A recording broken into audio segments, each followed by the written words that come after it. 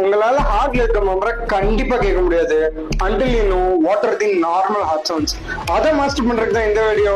So heart sounds பத்தி தெரிஞ்சுக்கிறதுக்கு first ஹார்ட்டை புரிஞ்சுப்போம். 4 குவாட்ரன்ஸா பிரிக்கிறோம். Right atrium, right ventricle, left atrium, left ventricle. Right ஏட்ரியம்க்கும் ரைட் வென்ட்ரிக்கலும் நடுவுல இருக்க வால்வ் பேரு tricuspid valve.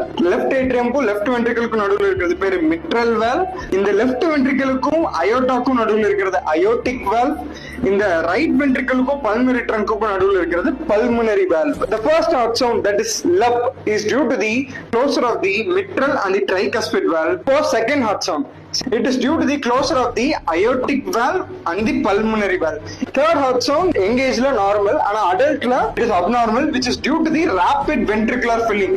Fourth heart sound is always pathological, which is mostly due to the stiffness of the ventricle and the hypertrophy of the ventricle. சரி, okay, இந்த heart sounds எந்த பிளேஸ்ல கரெக்டா ஆஸ்கல்டேட் பண்றதுன்னு சொல்றேன். ஃபர்ஸ்ட் ரைட் செகண்ட் இன்டர்காஸ்டல் ஸ்பேஸ்ல aortic ரீஜனை ஆஸ்கல்டேட் பண்ண முடியும்.